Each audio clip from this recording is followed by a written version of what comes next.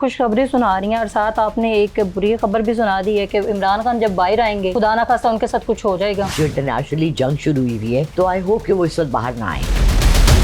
عمران خان اگر اس سچویشن میں باہر آ جاتا ہے تو پھر عمران خان کا کیا مستقبل ہوگا؟ اگر وہ کہتے ہیں نو امریکہ تو ایران اس کے ساتھ ہے، لیکن پھر امریکہ نے نہیں چھوڑنا. یہ جو آرمی کے ہیڈ ہیں اور جو ہمارے لیڈرز ہیں اس وقت کے، وہ غلط فہمی میں بیٹھے ہیں کہ امریکہ ہمیں پوچھ رہا ہے کیونکہ ہم بہت، یو آر نتھنگ، آپ کی کوئی حیثیت نہیں ہے.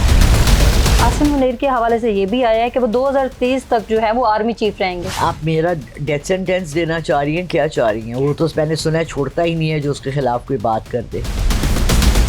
خوشخبری سنا رہی ہیں اور ساتھ آپ نے ایک بری خبر بھی سنا دی ہے کہ عمران خان جب باہر آئیں گے تو خدا نہ خواستہ ان کے ساتھ کچھ ہو جائے گا. دیکھیے، اول تو اللہ کرے کہ وہ آ جائے، میری یہ خوشخبری صحیح ہو جائے، لیکن میں نگیٹو فورسز اتنی زیادہ پاور میں دیکھتی ہوں، اور یہ جو انٹرنیشنلی جنگ شروع ہوئی ہے اس کی وجہ سے تو آئی ہوپ کہ وہ اس وقت باہر نہ آئیں. اس لیے کہ اس وقت پوری دنیا کا نقص، سب کی آنکھیں کس پر ہیں؟ پاکستان پر. پاکستان کیا ڈیسیشن لیتا ہے؟ اب یہ وقت ہے ان کے بھاگنے کا. اچھا، یہ جو شریف فیملی ہے نا، جب ایسا وقت آتا ہے یہ بھاگ جاتے ہیں. اچھا، جو یہ جو سینیریو بنا ہوا ہے، ایران اسرائیل جنگ ہو رہی ہے، ابھی تو پاکستان کی خارجہ پالیسی کی بلے بلے ہو رہی ہے کہ اچھا چلا رہے ہیں یہ وہ. عمران خان اگر اس سچویشن میں باہر آ جاتا ہے تو پھر عمران خان کا کیا مستقبل ہوگا؟ اگر وہ کہتے ہیں نو امریکہ تو ایران اس کے ساتھ ہے، لیکن پھر امریکہ نے نہیں چھوڑنا. اچھا، پھر بھی ان کو خطرہ ہے. تو میں دونوں طرف سے، ایک طرف کھائی ہے اور ایک طرف کنواں ہے یا پہاڑ ہے. آئی ڈونٹ نو کہ محاورے کا کیا ہے اصل میں. I am really bad with Urdu کے محاورے کہ آگے کھائی پیچھے کنواں ایسے.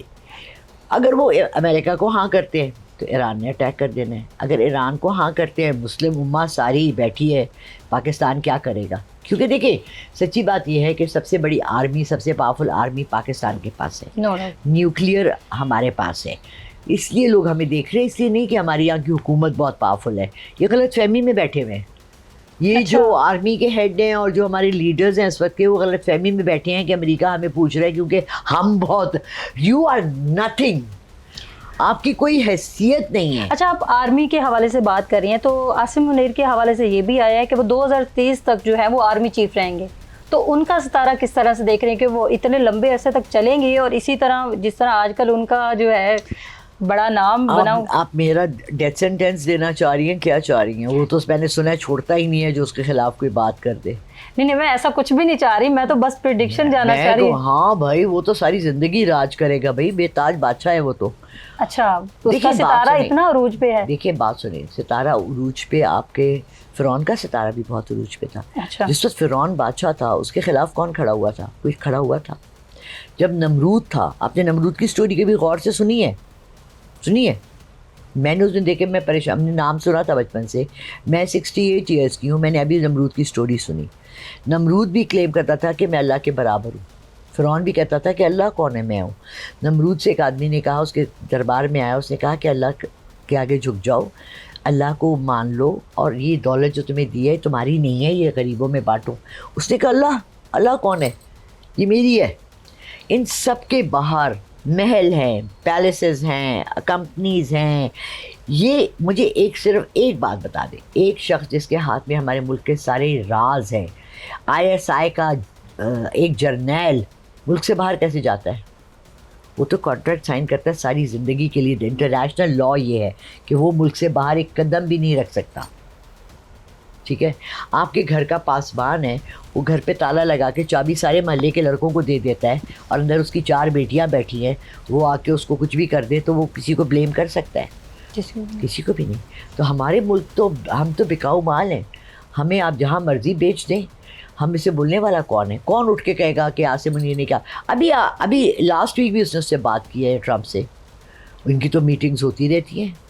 ہمیں کیا پتا، آپ کو کیا پتا؟ میں تو چلے سائیکک ہوں، میں نے دیکھ لیا.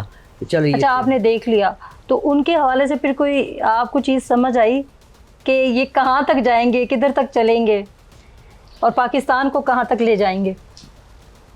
دیکھیں، میں نہیں چاہتی کہنا، کیونکہ ایک تو نا میں بہت ڈرتی ہوں، کیونکہ جب میں کہتی ہوں تو وہ چیز ہو جاتی ہے اس چیز سے بھی. دوسرا جو نظر آ رہا ہے وہ بہت زیادہ جنگ کے بادل، تباہی، اور اتنی شدید قسم کی جنگ کہ ہم نے کبھی تصور بھی نہیں کیا تھا. آپ جیسے ینگ بچوں نے تو کبھی جنگ دیکھی بھی نہیں ہے. ہم نے تو پھر بھی 65 کی دیکھی, 51 کی دیکھی, جہاز دیکھے, بم گرے, ہم نے تو پھر بھی دیکھے. آپ لوگوں نے تو کبھی دیکھا ہی نہیں ہے, آپ کو تو آئیڈیا ہی نہیں ہے کہ جنگ میں ہوتا کیا ہے.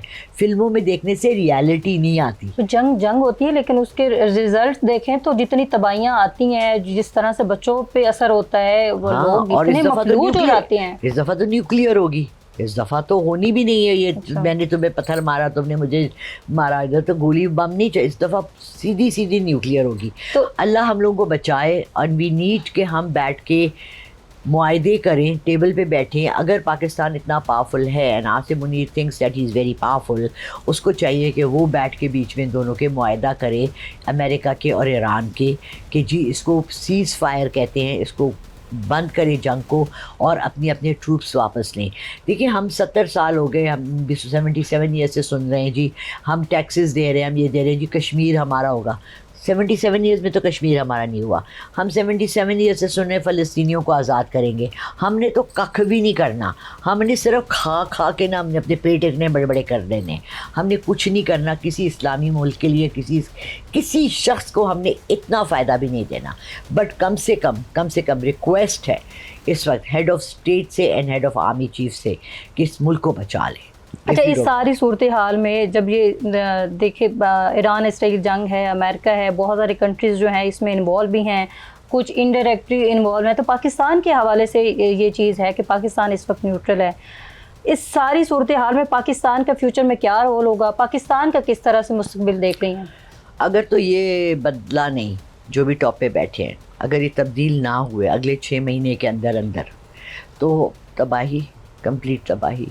ایک برا شخص آپ کو کھائی میں گرا تو سکتا ہے, آپ کو باہر نہیں نکال سکتا. اللہ تعالیٰ بھی ایسے ہی آپ نے آل اور سمود اور ان قوموں کی تباہی کا سنا نا. حضرت نوح علیہ السلام کو حکم ہوا اپنے ساتھ وہ چند لوگ لے لو جو اچھے ہیں اور نکل جاؤ. ان کی بیوی اور ایک بیٹا بھی رہ گئے تھے, اور جب انہوں نے کہا کہ میری بیوی بیٹا, تو اللہ نے کہا, کیا کہا, اس صورت میں پورا ذکر ہے, ان کا ذکر مت کرو جنہوں نے میری نفی کی ہے. تو اگر ہم امریکہ کا اس وقت ساتھ دیتے اور ایران کا نہیں دیتے تو ہم اللہ تعالیٰ سے کے اگینسٹ جاتے ہیں.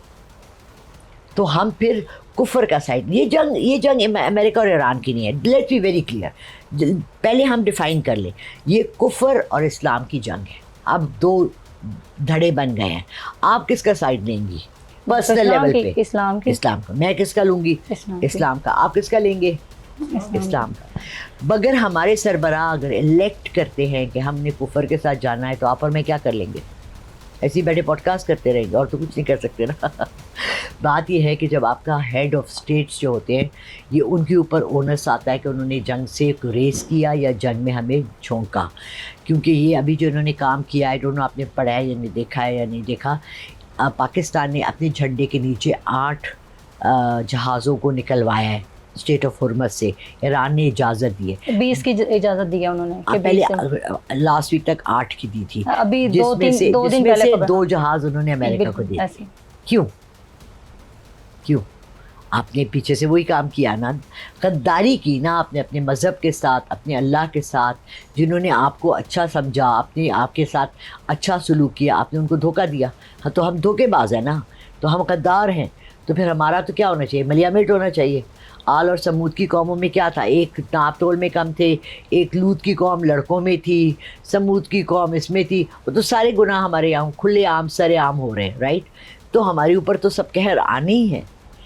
اگر ہم